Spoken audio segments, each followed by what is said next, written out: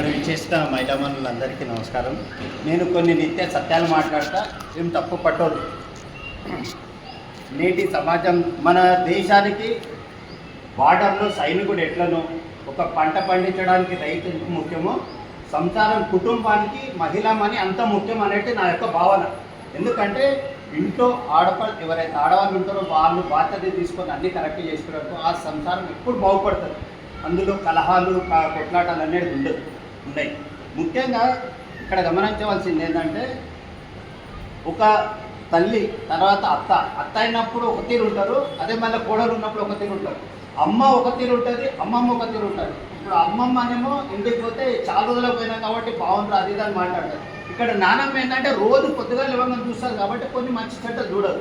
అయితే అమ్మమ్మను పిల్లలు కూడా ఎట్లా అంటే ఒక రకంగా టీచ్ చేస్తారు, నానమ్మ దగ్గరకు వచ్చిన తర్వాత ఒక రకంగా టీచ్ చేస్తారు. అట్లా కాకుండా మనము మీరే పిల్లలకు ఏది నేర్పించాలన్నా మంచి చెడ్డ ఫస్ట్ మహిళామూర్తులే.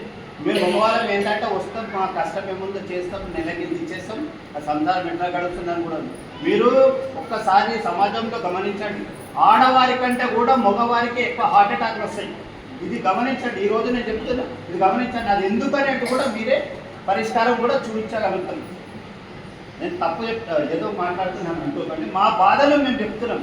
ఇంటికి రాగానే భర్తకు ఒక గ్లాస్ నీళ్ళు ఇవ్వండి, వాడు బయట చేసి వచ్చిన అన్ని బాధలన్నీ మర్చిపోతాడు. అలా కాకుండా ఫోన్లు చూడడము, టీవీ చూడడం, అది కాకుండా భర్తకు మీరు మర్యాద చేయండి.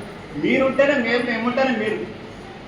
ఏ మగవాళ్ళైనా విజయం సాధించాలంటే ఖచ్చితంగా ఆడవారి సహకారం లేదు, ఎవ్వరు కూడా విజయం సాధించలేదు. ఇది ప్రతి ఒక్కరు చెప్పే విషయమే. కానీ ఇంట్లో భార్యను కూడా భర్త కూడా అలా చూడాలి. ఏమైనా దోస్తులను కూడా పోయి తాగడం తినడం కాదు, ఇంట్లో కూడా భార్యకి ఏం కష్టం వచ్చిందో, ఏం కావాలి, ఏం సంగతి అది కూడా కనుక్కోవాలి. ప్రతి ఒక్క భర్త బాధ్యత ఏంటంటే భార్యను అప్పుడప్పుడు బయటికి తీసుకెళ్ళాలి, బయట తినిపేయాలి. ఇంట్లో నువ్వేం చేస్తావు, ఊక నువ్వే వండుతావా, ఈ ఆదివారం నేను వండుతా, ఇక మంచిగా చెడవున్నా మనం తిందామని భర్త కూడా పోయి అక్కడ చేయాలి. బట్టలు కూడా విండోస్ తప్పులేదమ్మా. ఒకసారి వారం అంతా నువ్వే బట్టలు విండుతావు, ఈరోజు నేను వింటాను వినాలి.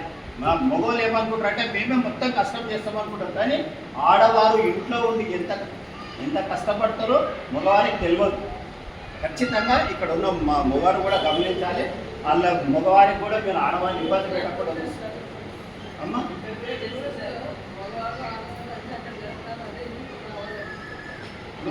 మన సాంప్రదాయం ఏమో ప్రపంచ దేశాలు పాటిస్తున్నాయి, మనమేమో ప్రపంచ దేశాల సాంప్రదాయాన్ని పాటిస్తున్నాం. అలా కాకుండా మన సాంప్రదాయం గురించి ఖచ్చితంగా పిల్లలకు చెప్పండి.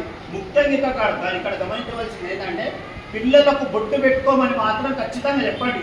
పిల్లలు బొట్టు పెట్టుకుంటలేరు, బొట్టు కనిపిస్తలేదు. మన సనాతన ధర్మం, ఎవరి ధర్మం వాళ్ళది. ఇక్కడ అన్ని మతాల వారు కూడా ఉండొచ్చు, కానీ మన సనాతన ధర్మం గురించి మన పిల్లలకు చెప్పాలి. చిన్న టిక్కి పెట్టుకొని పోతాం, అలా ముఖంలో అలా ఉండదు. బొట్టు పెట్టుకుంటే బాగుంటుంది. ఇప్పుడు భర్త చనిపోతే కూడా భార్య ఏంటంటే ఎవరైనా ముందరికి వస్తే ఆడమని సెట్ చేస్తున్నారంటే ఎవరైనా ముందరికి వస్తే బాగుంటుందని చిన్న నల్ల టిక్లనే పెడుతుంది. కానీ పెళ్లి కాని పిల్లలు మాత్రం బొట్టు పెడతలేరు. అది మన సంప్రదాయం కాదు, అది మీరు తల్లిదండ్రులే నేర్పించాలి. ఒక ఇంట్లో మగ పిల్లగాడు చెడిపోయినా, ఆడపిల్ల చెడిపోయినా దానికి ముఖ్య కారణం నేనేదంట నా అనుభవంతో.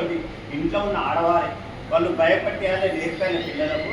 నేను కొన్ని నిత్య సత్యాలు మాట్లాడి అనుకోకండి. ధన్యవాదాలు.